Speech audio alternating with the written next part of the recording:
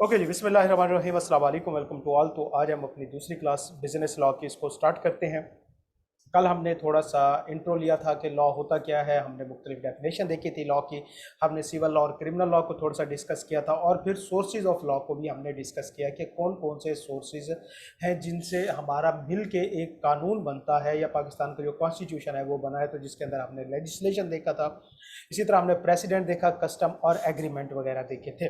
तो बेटा कल की क्लास में हमने एक थोड़ा सा आइडिया लिया था सिविल लॉ और क्रिमिनल लॉ का। हमने कहा कि जो पाकिस्तान का कॉन्स्टिट्यूशन है, हमारा लॉ है, उसकी दो मेन ब्रांचेज है, एक सिविल लॉ होता है, एक क्रिमिनल लॉ होता है। ठीक है, मतलब सिविल लॉ हमने कहा कि ये वो लॉ है जो लोगों के आपस में राइट्स एंड लाइबिलिटीज को डील करता है। मिसाल के तौर पे हमारे बिजनेस लॉ सारे सिविल लॉ में तकरीबन आते हैं। इसी तरह अगर बात करें, ये जो फैमिली लॉज होते हैं ये भी सिविल लॉ के अंदर आते हैं, कि यहाँ पे मियाँ बीवी के रोले होते हैं उनको हल करने के लिए, सॉल्व करने के लिए जो लॉ यूज होता है। तो लिहाजा सिविल लॉ एक ऐसा लॉ जो दो पार्टीज के दरमियान या इंडिविजुअल्स के दरमियान राइट्स एंड ओब्लिगेशन को डील करता है, उसको सिविल लॉ कहा जाता है। जबकि जो क्रिमिनल लॉ होता है बच्चे, इसका बेसिकली जो पर्पज होता है वो एज अ होल सोसाइटी को रेगुलेट करना होता है। मतलब सोसाइटी के लिए रूल्स बनाना, रेगुलेशन बनाना, और इसी तरह जो उसके अंदर रहने वाले इंडिविजुअल हैं उनके लिए एक पैरामीटर सेट करना कि आपने ये काम जो है ये गलत है, आपने नहीं करने, ये काम जो है आप ठीक है वो कर सकते हो। देखो बेटा, लॉ की एक नेचर है, अगर हम अपनी लाइफ में देखें तो इस तरह पॉसिबल नहीं है कि कानून बना दिया जाए कि एक शख्स क्या कुछ कर सकता है और क्या कुछ नहीं कर सकता। मिसाल के तौर पे अब अगर ये बात हो कि हर एस्पेक्ट के लाइफ को डिफाइन करे लॉ, तो मतलब लॉ में ये भी लिखा हो जी आपने सुबह कितने बजे उठना है, आपने नाश्ता क्या करना है, आपने खाना कैसे है, उठना कैसे है, बैठना कैसे है, छींकना कैसे है, हंसना कैसे है, ये सारा कुछ नहीं हो सकता। मतलब डूज जो है वो कम होते हैं कि आपने जो कुछ करना है, ये लॉ के अंदर नहीं होता। लॉ के अंदर क्या होता है ज्यादातर कि आपने क्या नहीं करना। मतलब लॉ ज्यादातर जो है वो इस चीज को डील कर रहा होता है कि ये वो वाले एस्पेक्ट हैं जिंदगी के जिनको हम गलत समझते हैं, जो एक सोसाइटी में गलत हैं, जिनका एज ए होल सोसाइटी पे गलत इफेक्ट जाएगा। तो लिहाजा आपने ये वाले काम जो है वो नहीं करने। तो लिहाजा लॉ ज्यादातर प्रोहिबिट करता है, रोकता है चीजों को। लेकिन बहरहाल ये नहीं है कि 100% रोकता है, कुछ जगहों पे वो ऑर्डर भी देता है कि आपने ये काम करना है, ये काम ऐसे करना है, ऐसे करना है। ज्यादातर जगह पे वो आपको रोकता है। ठीक हो गया। अच्छा, अब दो तरह के लॉज हैं, civil law and criminal law. तो सिविल लॉ क्या है? ये वो लॉ है जो दो पार्टीज के दरमियान राइट्स एंड ऑब्लिगेशन को डील करता है। क्रिमिनल लॉ क्या है बेटा? ये वो लॉ है जो एज अ होल सोसाइटी के कंडक्ट को रेगुलेट करता है। तो ये एक मेन डेफिनेशन है जिसको हम कह सकते हैं सिविल लॉ की और क्रिमिनल लॉ की। उसके बाद इसके अंदर मजीद हम कुछ डिफरेंस देखते हैं। देखो बेटा, जो हमारा लॉ होता है, सिविल लॉ और क्रिमिनल लॉ। अब सिविल लॉ के अंदर नॉर्मली क्या है, हम एग्जांपल लेते हैं दो पार्टीज की, शफकत की और जनाब जी सजाद। आपका माइक ठीक हो गया सजाद? इसे थोड़ा सा म्यूट कर लें या साथ साथ चले। ठीक है, अब ठीक है, शोर कम हो गया, पहले शोर आ रहा था। आवाज आ रही है सजाद?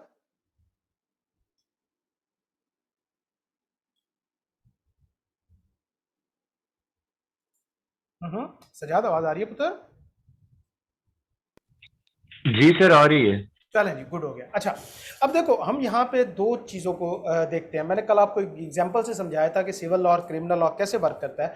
मिसाल के तौर पे आपका कॉन्ट्रैक्ट है शफकत के साथ, किसी भी चीज़ का एग्रीमेंट आप करते हैं। आपने कहा जी मैंने गंदम की बोरी आपके साथ सेल परचेज करनी है, या कोई भी था, और उसके बाद जो है वो शफकत भाग जाता है, वो आपके साथ कॉन्ट्रैक्ट परफॉर्म नहीं करता, तो इसका एज ए होल सोसाइटी पे तो कोई फर्क नहीं पड़ना ना, इसका सोसाइटी के साथ लेना देना कोई नहीं है। लिहाजा ये आप दो लोगों के आपस का मसला है, तो इसको जो लॉज रेगुलेट करते हैं वो सिविल लॉ होते हैं।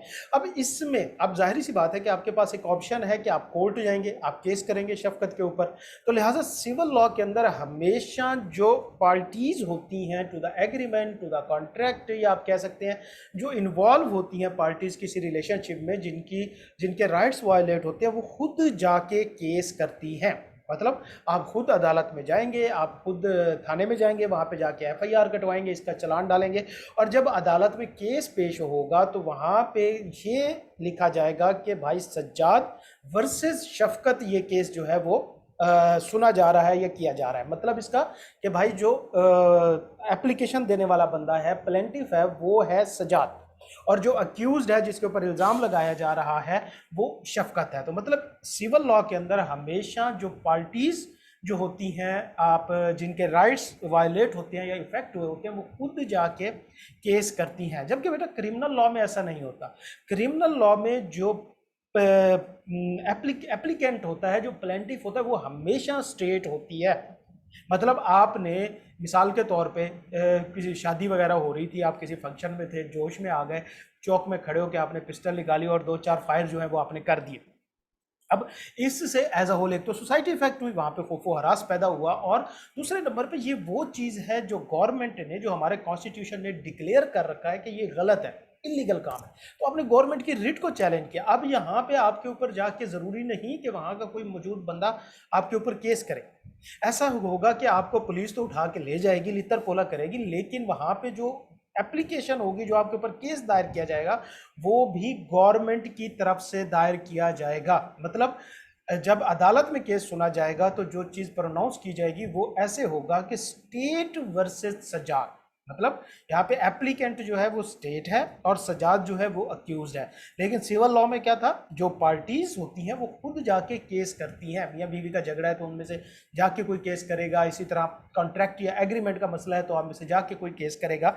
तो ये चीज़ होती है। अच्छा, अब एक और चीज़ यहाँ पे हम क्रिमिनल लॉ में कंफ्यूज करते हैं, ज़्यादा हम इसको नहीं पढ़ेंगे, छोटी सी चीज़ समझा देता हूँ कि भाई बाज़ औक़ात ऐसा होता है कि जो अक्यूज्ड होता है, उसके जो प्लेंटिफ होता है, वो बंदे भी जाके एफआईआर करते हैं। बेटा आप सिर्फ एफआईआर कर रहे होते हो, चालान जो है वो स्टेट प्रेजेंट करेगी। मतलब अगर क्रिमिनल केस है, आपने जाके एक एप्लीकेशन दीजिए, हमारे इलाके में मर्डर हो गया एक बंदे के ऊपर, तो आपने एप्लीकेशन दी, आपने एफआईआर कटा दी, लेकिन जब स्टेट वहां पे जब केस लड़ा जाएगा तो स्टेट होगी, प्रोसिक्यूटर जो होगा वो गवर्नमेंट का होगा। आपको नहीं कहा जाएगा कि भाई वकील भी ले आओ, सारा कुछ ले आओ और साबित करो कि ये जनाब जी इसने मर्डर किया, नहीं। तो लिहाजा ये क्रिमिनल लॉ होता है। अच्छा, अब बेटा सिविल लॉ का पर्पस क्या होता है? सिविल लॉ का पर्पस होता है बेटा कि दोनों पार्टीज को इक्वल पोजीशन पे लाना। मतलब अगर दो पार्टीज किसी रिलेशनशिप में थी, किसी एग्रीमेंट में थी, तो उन्होंने वायलेट की या किसी के राइट्स जो है वो खत्म हुए या किसी के राइट्स अफेक्ट हुए, तो सिविल लॉ का काम क्या है कि वो राइट्स को इक्वल पोजीशन पे लेके आना। मतलब उनके राइट्स जो हैं उनको दिलवा देना। मिसाल के तौर पे आपने शफकत को गंदम की बोरी दे दी, उसने आपको 1000 नहीं दिया, तो आप जाके केस करते हैं तो अदालत कहेगी जी 1000 दे दो। तो मतलब क्या हुआ, दोनों इक्वल पोजीशन पे आ गए। पहले क्या था, आपके राइट्स वायलेट हुए, आप नीचे हो गए, लेकिन जैसे ही अदालत में गए, अदालत आपको 1000 दिलवा देगी। तो इससे क्या होगा कि आप इक्वल पोजीशन पे आ जाएंगे। तो पर्पस क्या है सिविल लॉ का, कि पनिश करना नहीं होता। इसमें सिर्फ एक जगह पे हम पढ़ेंगे कि पनिश करना होता है, यहाँ पे हम एग्जाम्पलरी डैमेजेस का पढ़ेंगे जाके आगे चल के। इसके अलावा ज़्यादातर जो है यहाँ पे पनिश करना पर्पस नहीं होता, बल्कि दोनों पार्टीज के राइट्स को बराबर करना होता है, दोनों पार्टीज को इक्वल पोजीशन पे लाना होता है। तो लिहाजा ये इसका पर्पस होता है। जबकि क्रिमिनल लॉ के अंदर पर्पस होता है कि अगले को सजा देना, अगले को पनिशमेंट देना, उसको सजा देना, उसको एक मिसाल बनाना माशरे के लिए, सोसाइटी के लिए, कि भाई कोई और शख्स ऐसा काम करने की हिम्मत या जुर्रत ना करे। तो ये पर्पस होता है। उसके बाद हार्म कास्ट, कि भाई देखो कौन केस करेगा, केस कौन करेगा? जाहिर बात है जो क्लेमेंट होता है, एप्लीकेशन देता है। सिविल लॉ में हमने पढ़ा कि आप दोनों में से कोई भी पार्टी जाके केस कर सकती है, जो अग्रीड पार्टी होती है नॉर्मली वो जाके केस करती है। जबकि क्रिमिनल लॉ के अंदर क्या होगा, हमेशा गवर्नमेंट जो है वो प्रोसिक्यूट करेगी। मतलब गवर्नमेंट हमेशा वर्सेस होगी अक्यूज्ड के। ठीक हो गया, यहां तक क्लियर है सजाद बच्चे? जी सर, ओके। क्लियर है। अगली चीज है बर्डन ऑफ प्रूफ। अब बर्डन ऑफ प्रूफ से क्या मुराद है? देखो बेटा, जब भी आप अदालत में जाओगे, जाके कहते हो जी शफकत मेरे पैसे खा गया, इसका मतलब ये तो नहीं कि अदालत कहेगी और शफकत निकाल 1000 रुपए। आपको साबित करना पड़ेगा ना कुछ। तो साबित कौन करेगा अदालत में कि भाई कुछ गलत हुआ है या नहीं हुआ? तो लिहाजा इस चीज को बर्डन ऑफ प्रूफ के किसने प्रूफ करना है कि यहाँ पे जो काम हुआ है वो गलत है या नहीं है। तो लिहाजा सिविल लॉ के अंदर हमेशा क्लेमेंट जो है, अच्छा अब ये जनरल रूल नहीं है, कुछ जगह ऐसी हैं जहां पे लॉ खुद बता देगा कि भाई किसने साबित करना है। मिसाल के तौर पे हम अनड्यू इन्फ्लुएंस में पढ़ेंगे, मुख्तलिफ किस्म की चीजें क्वेश्चन में पढ़ेंगे, हम मुख्तलिफ किस्म के रूल्स के भाई साबित किसने करना है। अनड्यू इन्फ्लुएंस में हम ज्यादा पढ़ेंगे कि साबित किसने करना है कि यहाँ पे कोई ना कहीं गलत काम हुआ है। तो जनरल रूल ये है कि भाई देखो, जो क्लेमेंट होगा, जो एप्लीकेंट होगा, वो साबित करेगा कि भैया जी मेरे साथ कुछ गलत हुआ है। अगर आप साबित कर देते हो कि आपने गंदम की बोरी शफकत को दे दी और शफकत ने 1000 रुपीज नहीं दिए, तो भैया आप केस जीत गए। जबकि क्रिमिनल लॉ के अंदर जब कोई क्रिमिनल केस होता है तो वहां पे स्टेट ने प्रूव करना होता है। क्यों? एप्लीकेंट या क्लेमेंट कौन होती है? वहां पे हमेशा स्टेट होती है, प्रोसिक्यूटर हमेशा स्टेट का होता है। तो लिहाजा वहां पे स्टेट ने साबित करना होता है कि जी हमारे साथ इस बंदे ने कुछ गलत किया है, इसके अंदर कुछ क्राइम किया है। ठीक है। उसके बाद रेमेडी क्या होती है बेटा? नॉर्मली सिविल लॉ के अंदर डैमेजेस वगैरह दे दिए जाते हैं, कंपनसेशन दे दी जाती है कि भाई जिसको अगर कोई नुकसान हुआ है उसके राइट वायलेट होने की, जैसे मिसाल के तौर पे आपने शफकत के साथ कॉन्ट्रैक्ट किया, आप उसे 1000 रुपए की गंदम की बोरी देंगे और वो आपको 1000 रुपीज़ देगा, तो वो आपसे क्या कहते हैं बोरी ले जाता है, आपसे 1000 रुपीज़ आपको नहीं देता, पैसे नहीं देता। आपने क्या करना था? उस 1000 रुपीज़ से आगे इन्वेस्टमेंट करनी थी जहां पे आपको 200 का प्रॉफिट मिलना था, वो आप नहीं हुआ, लॉस हो गया, तो आप अदालत में चले जाते हैं। आप कहते हैं जी देखो मैं तो मेरे पैसे खा गया, बस मेरा नुकसान हो गया। तो अदालत क्या करेगी? वो 1000 भी दिलवाएगी। वो क्या है? वो तो जनाब आपका एक राइट था, वो दिलवा दिया, लेकिन 200 ऊपर आपको डैमेजेस या एज अ कंपनसेशन आपको दिलवाएगी कि जो आपका लॉस हो रहा है वो भी आपका रिकवर हो जाए, ताकि दोनों पार्टीज यार इक्वल पोजीशन पे आ जाए। तो लिहाजा ये रेमेडी होती है सिविल लॉ के अंदर। जबकि क्रिमिनल लॉ के अंदर रेमेडी डैमेजेस वगैरह तो होते ही होते हैं, साथ में पनिशमेंट भी होती है, मतलब आपको जेल भी हो सकती है, आपको सजा भी हो सकती है, यहां तक कि डेथ सेंटेंस भी हो सकती है। ठीक है। तो लिहाजा आजकल जो सजाए मौत है उसके ऊपर तो पाबंदी है, मेरे ख्याल में हो ही नहीं रही, किसी को मिल ही नहीं रही। हम क्योंकि वो थोड़े से लिबरल है ना, तो वो क्या कहते हैं, क्या यार, सेकुलर, हाँ सेकुलर, सेकुलर हमारा हम स्टेट है ना, सेकुलर स्टेट है। तो लिहाजा हम सजाए मौत जो है वो एक वहशानिया अमल है, तो हम उसको जो है वो ख़त्म कर चुके हैं। इन्ना लिल्लाहि व इन्ना इलैहि राजिऊन। तो हमारे यहाँ ये आजकल नहीं हो रही। अब क्या होता है कि उम्र कैद होती है। लास्ट टाइम पता नहीं किसकी डेथ सेंटेंस हुई थी, मुझे तो याद भी नहीं है। यही भुट्टो शुट्टो का ही सुनते हैं, किसी का याद है आपको सुजात? तो भी सुनाओ, मेरे ख्याल में वो हुई थी। सर वो उस्मान नाम का बंदा था सर, टेररिस्ट था, उसको पकड़ा था उन्होंने। हाँ वो भी हुआ था, और वो एक कसूर वाला केस भी था आई थिंक। जी सर, उसको भी दी थी, उसको भी हाँ दी थी, हाँ हाँ बिल्कुल। हाँ हाँ, बिल्कुल बिल्कुल। जैनब वाला केस जो था। जैनब वाला केस, बिल्कुल, शाबाश। अच्छा, मतलब आप न्यूज़ वगैरह देखते हो और ये अच्छी बात है। तो लिहाजा क्या हुआ बच्चे, कि ये जो चीज़ें हैं क्रिमिनल लॉ के अंदर क्या होता है, पनिशमेंट होती हैं, जबकि सिविल लॉ के अंदर डैमेजेस वगैरह होते हैं, रेमेडीज वगैरह ये अवॉर्ड कर दी जाती है। तो ये डिफरेंस है बेसिकली सिविल लॉ और क्रिमिनल लॉ का।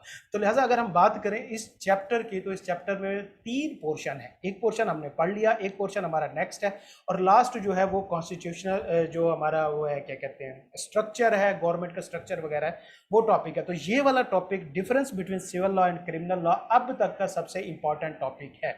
ठीक है, आप साथ साथ इसको नोट करते जाया करें। आगे प्रैक्टिस क्वेश्चन मौजूद है, आपने इसको सॉल्व करना है, सोल्यूशन भी साथ मौजूद है, डिस्टिंग्विश करनी है, डिफरेंशिएट करना है, लेकिन आपको क्वेश्चन को समझ के जरा इसको आंसर को देखना है। ये नहीं है कि आप ये क्वेश्चन पढ़े और देखें जो ऊपर वाला डिफरेंस है वो टेबल छाप दो, नहीं, आपने जरा देखना है कि वो कुछ कह रहा है और उसका आंसर आपने कैसे करना है।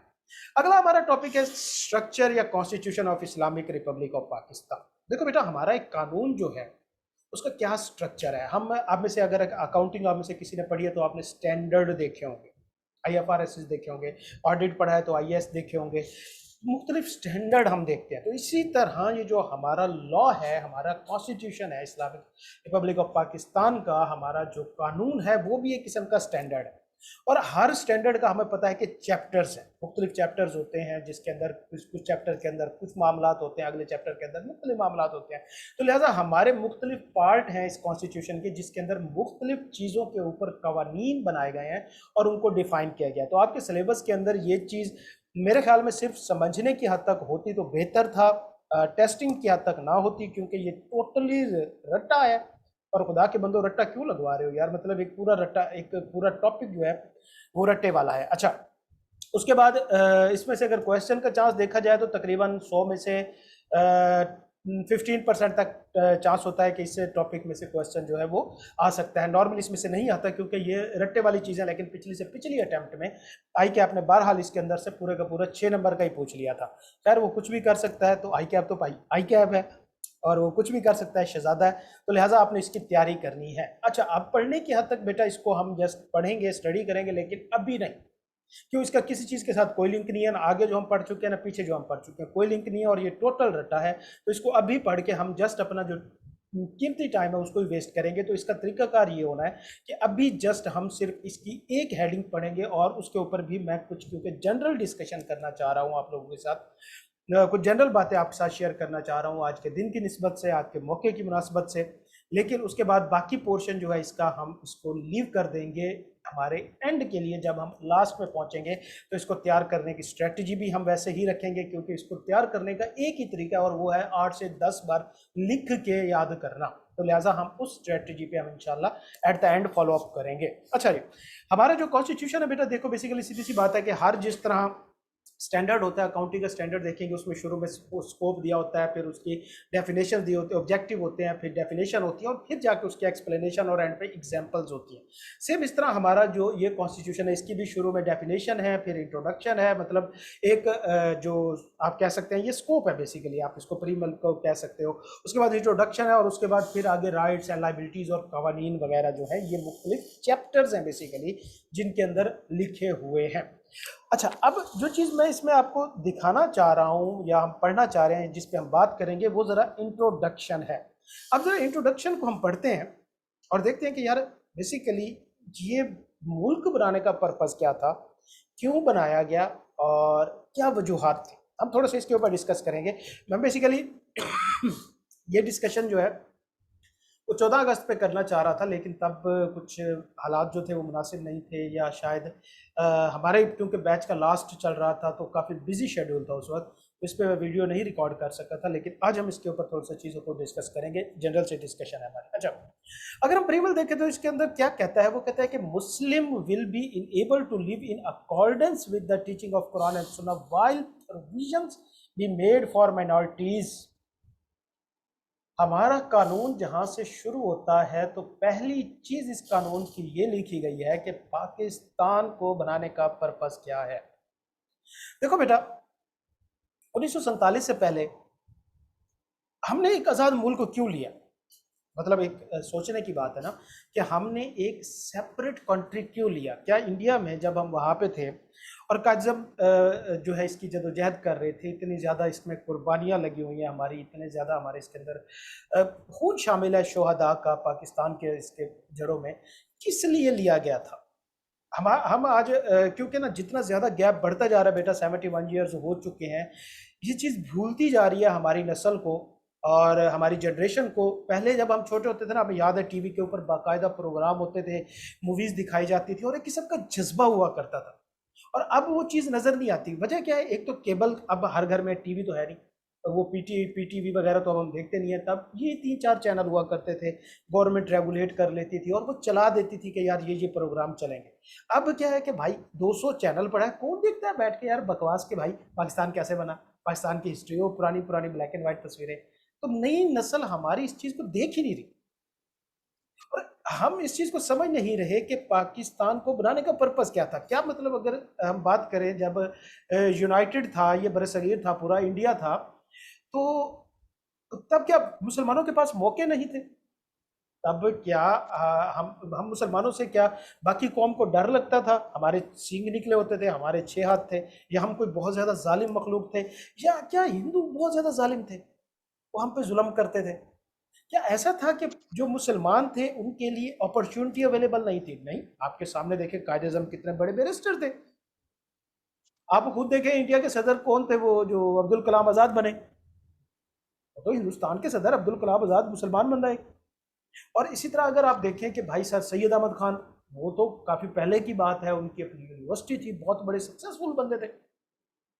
अलामा इकबाल को देखें, बहुत कामयाब शायर थे, कितने बड़े लोग थे, उस वक्त की बड़ी बड़ी मुस्लिम टाइकॉन थे। तो भैया क्या मतलब पाकिस्तान बनाना फिर क्यों हमें ज़रूरी पड़ गया कि भाई वहाँ पे सारा कुछ तो अवेलेबल था। हम आज बैठ के कहते हैं जी हमारे बस वो क्या कहते हैं तोड़ दिया गया और हमें अलहदा कर दिया गया, तो हम ज़्यादा ना समझदार बनते हैं, हम उन लोगों से ज़्यादा समझदार बनते हैं जिन्होंने अपनी अपनी पूरी फैमिलियाँ झोंक दी। तो लिहाजा बच्चे, जो चीज़ बेसिकली थी वहाँ पे, जिसका हमें इशू था, जिसके लिए हमने मुल्क लिया, वो सिंपल एक चीज़ थी और वो इस लाइन के अंदर लिखी हुई है कि भाई जो मुल्क हमें चाहिए वो मेनली हमें इसलिए चाहिए कि हम अपनी ज़िंदगी कुरान और सुन्नत के मुताबिक गुजार सकें। कहीं पे ये नहीं लिखा होगा कि जी भाई इक्वल क्या कहते हैं मुसलमानों को ज़्यादा अपॉर्चुनिटीज़ यहाँ पे दी जाएंगी। आप खुद देख लो, हमारे यहाँ बल्कि माइनॉरिटीज़ को ज़्यादा मौके मौजूद है। उनमें माइनॉरिटीज़ में अनएम्प्लॉयमेंट है ही नहीं, बहुत कम है। वो तकरीबन जो भी वर्क करना चाहता है उसके पास काम है। जो मेजॉरिटी है, हम में ज़्यादा अनएम्प्लॉयमेंट पाई जाती है। तो लिहाजा बेसिकली ये पर्पस नहीं था कि हमारे पास अपॉर्चुनिटी नहीं थी या हम कमज़ोर थे या हम जो है वो क्या कहते हैं हमारे ऊपर हिंदू जुल्म किया करते थे, ऐसा नहीं था। असल में बेसिकली ये था कि हमें एक अलहदा मुल्क इसलिए चाहिए था जहाँ पे हम अपनी ज़िंदगी कुरान और सुन्नत इस्लाम के मुताबिक गुजार सकें। और आज हम इस ऑब्जेक्ट को भूल के बाकी सारे चीज़ों में पड़े हुए हैं, कमर्शियल लाइफ, प्रैक्टिकल लाइफ। और मैं अभी नया एक सीज़न आया स्क्विड गेम, शायद आप में से किसी ने देखा भी हो। मैंने वो देखा और मैंने उसकी तकरीबन 2-3 किस्तें देखी। 2-3 किस्तें देखने के बाद मैं खुद साइको सा फील करने लग गया। मैं उसके बाद रोक दिया, मैंने देखा ही नहीं। उसमें इतना ज़्यादा मटेरियलिस्टिक लाइफ दिखाई गई है, मतलब पैसा पैसा पैसा। और वो मैं 2-3 एपिसोड देखने के बाद मैं खुद सोच में पड़ा हुआ सोच रहा था कि यार ये तो भाई आगे तो ज़िंदगी बर्बाद है, लाइफ ही झंड है। नहीं बच्चे, ये चीज़ नहीं है। ये सारा कुछ जो आज हमारे दिमाग में आइडियाज़ हैं, हमारे दिमाग में जो इस टाइम सोच मौजूद है, वो सारी की सारी प्लांटेड है हमारे मीडिया की, हमारे सोशल मीडिया की, हमारे आउटर कल्चर जो है उनकी। ये हमारा कल्चर नहीं है, ये हमारी सोच नहीं है। ये वो चीज़ नहीं है जो इस्लाम हमें देता है, जो आप सल्लल्लाहु अलैहि वसल्लम हमें दे गए। आप सल्लल्लाहु अलैहि वसल्लम के ऊपर जो दीन आया ना बच्चे, जो आप सल्लल्लाहु अलैहि वसल्लम ने हमें दीन दिया, हमें इस्लाम दिया, हम समझते हैं कि वो मेजॉरिटी जो है वो हकूकुल्लाह पर मुश्तमिल है। मतलब पढ़ते नहीं है ना कुरान, समझने की कोशिश नहीं करते कि भाई उसमें नमाज की तलकीन है, रोज़ों की तलकीन है, हज की तलकीन है, ज़कात की तलकीन है।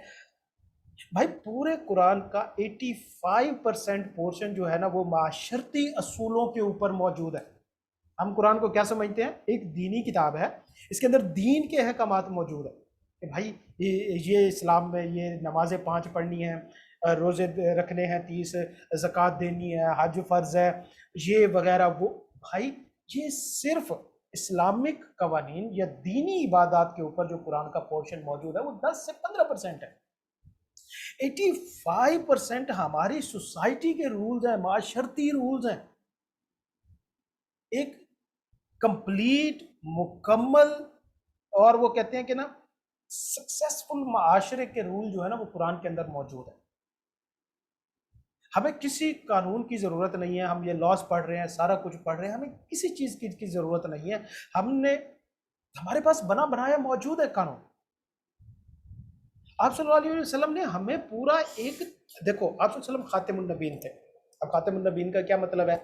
हम हमें जो मतलब पता है वो जी भाई आखिरी नबी थे, इनके बाद कोई नबी नहीं आना और ता क़यामत, और ये आप अल्लाह के आखिरी नबी है। भाई एक तो मतलब ये है कि ये आखिरी नबी है, दूसरा मतलब ये है कि यहाँ पे दीन की, मजहब की, इंसानियत की, इखलाकियात की, मुआशरत की तकमील हो गई है। मतलब जो आप सल्लल्लाहु अलैहि वसल्लम के ऊपर कुरान नाजिल हुआ, जो आप सल्लल्लाहु अलैहि वसल्लम के ऊपर वही नाजिल हुई, जो आप सल्लल्लाहु अलैहि वसल्लम की हदीस हैं, ये एक तकमील माशरा है। मतलब कि भाई ये वो रूल हैं, ये वो प्रिंसिपल। इतनी इतनी बड़ी किताब किसी कौम पे नाजिल नहीं हुई। कुरान पाक एक बहुत ज़ख़ीम किताब है, अल्लाह की तरफ से किसी कौम पे पीछे नाजिल नहीं हुई। आप सारी किताबें उठाएं वो इससे छोटी ही हैं। किसी के ऊपर चंद रूल नाजिल हुए, किसी नबी के ऊपर चंद प्रिंसिपल थे, चंद तख्तियाँ थी, 8-10 प्रिंसिपल थे। भाई वो उस वक्त के मुआशरे के हिसाब से था। माशरा रेडी नहीं था, जितनी ज़रूरत होती थी उतना दे दिया जाता था। आप सल्लल्लाहु अलैहि वसल्लम को खातिमुन नबीयीन इसलिए कहा गया कि पहले नंबर पे आपके बाद कोई नबी नहीं है, और दूसरे नंबर पे आपके ऊपर भाई सब तकमील हो गया। अब इसके अलावा कुछ और इस्लाम के अंदर बचा ही नहीं है जिसके लिए अगले नबी की जरूरत रहे। तो ये अल्लाह ने हमारे ऊपर तकमील कर दी इस्लाम की, दीन की। और ये जो दीन है बेटा, बेसिकली मैंने आपको बताया कि जो कुरान है उसका 10% पोर्शन जो है वो इस्लामिक मजहबी इबादत हकूकुल्लाह पर मुश्तमिल है, बाकी सारा हकूकुल इबाद पर मुश्तमिल है। जो सोसाइटी के रूल्स हैं उनके ऊपर है, जो रेगुलेशन है उनके ऊपर है। और मसला यहीं पर तो था सारा, जब हम कंबाइन थे, कि हमें हमारे इस्लामिक रूल्स फॉलो करने की आजादी नहीं थी। हम वहां पे अपना तरीका, हम एक सूद से फ्री मुआशरा नहीं बना सकते थे इकट्ठे रहते हुए। क्यों? क्योंकि भाई वहां पे बाकी कौमें भी तो थी, हिंदू मेजॉरिटी में थे, तो हमें वो कैसे सूद से फ्री मुआशरा, उनका तो काम ही सारा यही सूद पे चलता होता था। हम एक सूद से फ्री मुआशरा नहीं बना सकते थे, हम एक शरई कवानीन लागू नहीं कर सकते थे उसके अंदर, हम हकूकुल इबाद पूरे तरीके से अदा नहीं कर पा रहे थे। क्यों? क्योंकि भाई वहां पे हमारे कवानीन शरीयत नहीं चल रहे थे। तो हमें जो बेसिकली मुल्क चाहिए था वो इसलिए चाहिए था कि हम अपने इस्लाम को, अपने दीन को प्रैक्टिस कर सकें, और जिसका आज कोई वजूद ही नहीं है। बस हमारे पास एक नारा है जी, पाकिस्तान का मतलब क्या, ला इलाहा इल्लल्लाह। इसके अलावा हम बिल्कुल नहीं समझते कि भाई क्या पर्पस था। बस हमें एक नारा दे दिया गया है, हमें एक जो क्या कहते हैं, एक लॉलीपॉप पकड़ा दिया गया है कि जी पाकिस्तान का मतलब क्या, ला इलाहा इल्लल्लाह। यार इसको एक्सप्लेन भी तो करो, इसका मतलब हमारी बुक्स के अंदर भी तो होना चाहिए, इसका मतलब हमारे बच्चों के जहन में भी तो बिठाना चाहिए ना, कि भाई पाकिस्तान बनाने का मकसद ये नहीं था कि यहाँ पे आके हम बड़े बड़े अपने बिजनेस खड़े करेंगे, अपने एम्पायर खड़े करेंगे, आज़ादी होगी, हमें बाहर से कोई रोकने टोकने वाला नहीं होगा। नहीं पुत्र, ये सारा कुछ पहले भी मौजूद था, बल्कि ज़्यादा मौजूद था।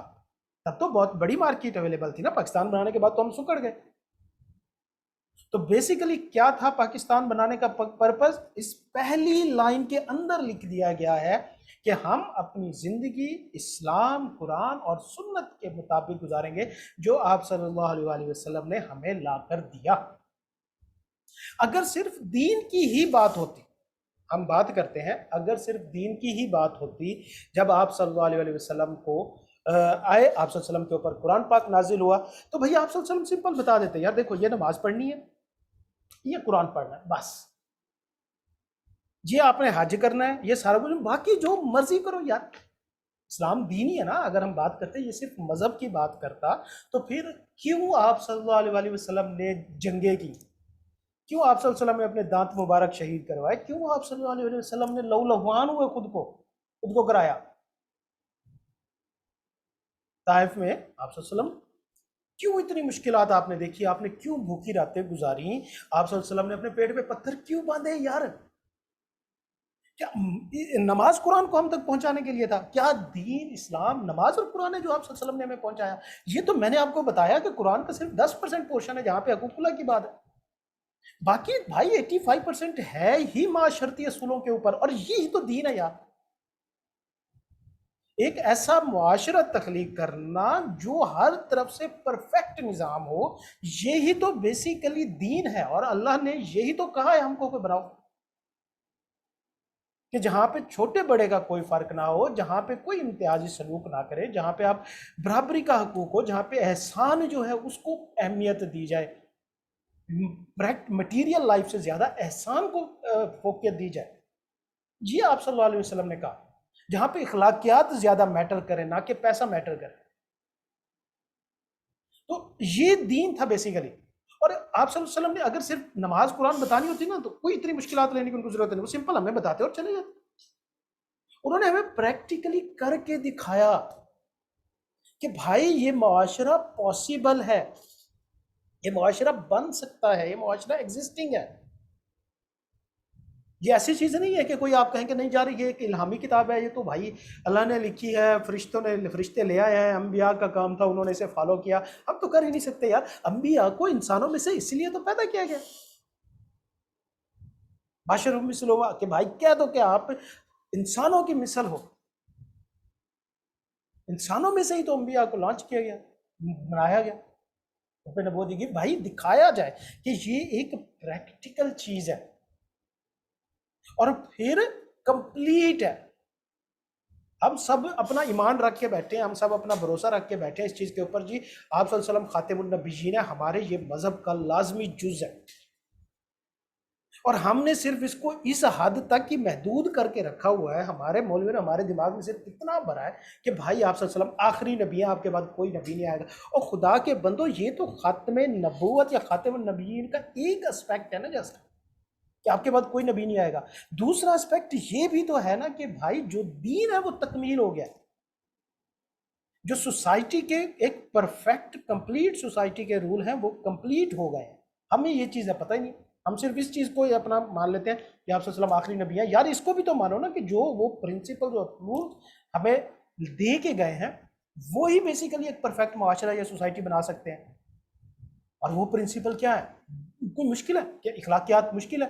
अपना इखलाक अच्छा रखो, सलाम करो, अब दुआएं हैं हर जगह पे, जज़ाकल्लाह, अल्हम्दुलिल्लाह, माशाअल्लाह, ये सारा कुछ इस तरह से प्रैक्टिस करो। सूद के निज़ाम को छोड़ो, प्रैक्टिकल मटेरियल लाइफ छोड़ो, आप एहसान की लाइफ में जाओ यार, लोगों पे एहसान करना सीखो, कर्ज़ हसना की तरफ जाओ। जंगो जदल से भाई कहाँ पे ऐसी बात है कि भाई अमन कायम करो? तो ये हम सिर्फ एक चीज को लेते हैं और उसी पे चल पड़ते हैं।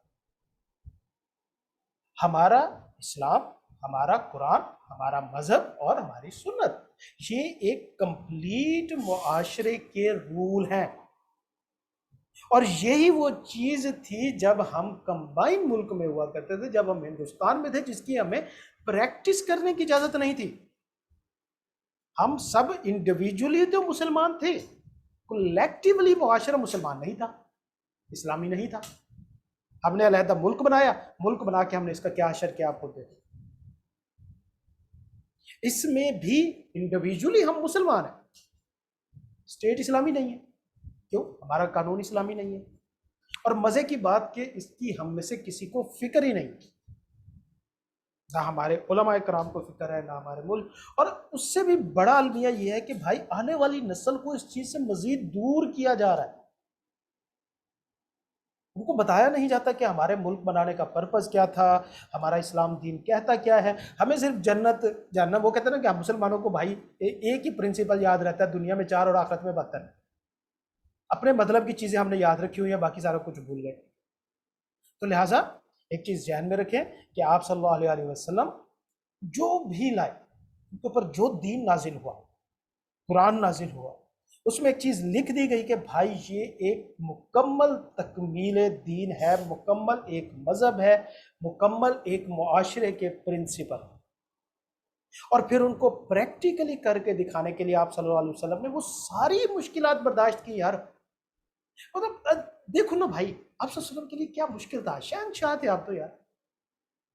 आप तो सिंपल यही कह देते गज़वा उहद में कि या अल्लाह इनको बर्बाद कर दे, तो क्या अल्लाह ताला उनकी फरमाइश को रद्द कर देता? क्या बचता उनके पास? हजरत जिब्राइल आए, कहा कि बोले तो ताइफ वालों को मैं क्रश कर दूं। आप सल्लल्लाहु अलैहि वसल्लम के सिर्फ कहने की बात थी ना, तकलीफ तो हो क्या ना, हम ये तो नहीं कह सकते ना आप सल्लल्लाहु अलैहि वसल्लम को तकलीफ नहीं होती थी, जस्ट वो हमें दिखाने के लिए जी वो क्या कहते हैं पत्थर खाए नहीं। आप सल्लल्लाहु अलैहि वसल्लम को तकलीफ होती थी ना, ज़ाहिर बात इंसानों से। तो सिंपल हजरत जिब्राइल को कहते कि भाई कर दो क्रश इनको, नहीं कहा। क्या कहा कि ये नहीं जानते कि मैं कौन हूं, और इन्हीं में से आने वाले जो हैं आगे चल के बहुत बड़े इस्लाम के वो बनेंगे। और कहते मोहम्मद बिन कासिम भी उसी कबीले से थे। तो प्रैक्टिकली करके दिखाया कि भाई ये माशरा बन सकता है, ये चीजें प्रैक्टिस हो सकती हैं, ये सारा कुछ प्रैक्टिकल है। हमने कामयाबी क्या समझी है? जनाब जी सीए पास कर लो, पेपर पास कर लो, आपकी अच्छी नौकरी लग जाए, कामयाब हो जाओ। यार नौकरी के पीछे भाग रहे हो, आपका दिमाग ठीक है क्या? सीए करके आपने नौकरी ही करनी है? अगर इतनी अच्छी चीज होती नौकरी, तो भाई 1,24,000 अंबिया कराम में से किसी एक ने क्यों नहीं की? सारों ने तिजारत क्यों की? हमारा तवक्कल नहीं है ना, क्या पता हम बिजनेस करेंगे, हम फेल ना हो जाए, हम तिजारत करें, हम नाकाम ना हो जाए। हमारा तवक्कल नहीं है ना अल्लाह की ज़ात के ऊपर, आप सल्लम के उसवा के ऊपर। क्यों? हम समझते हैं कि आप सल्लम ने सिर्फ हमें नमाज कुरान सिखाने के लिए आए थे। भाई सीए करना है, सीए करके नौकरी मिलनी है लाखों रुपए की, यार तुमने नौकरी करनी है? नौकरी कोई अच्छी चीज है भाई?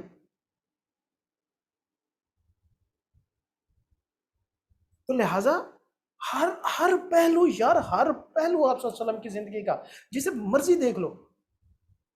आज की क्लास बेसिकली छुट्टी थी, हर कॉलेज में तकरीबन छुट्टी है, तो ये एक ऑनलाइन क्लास थी अपनी, तो इसमें छुट्टी करने का मकसद नहीं बनता था। तो मैंने कहा कि चलें थोड़ा सा हम पढ़ भी लेंगे और साथ में हम आज का जो एक मौका है इसको भी थोड़ा सा हम यूटिलाइज कर लेंगे आपकी मेंटोरिंग के लिए।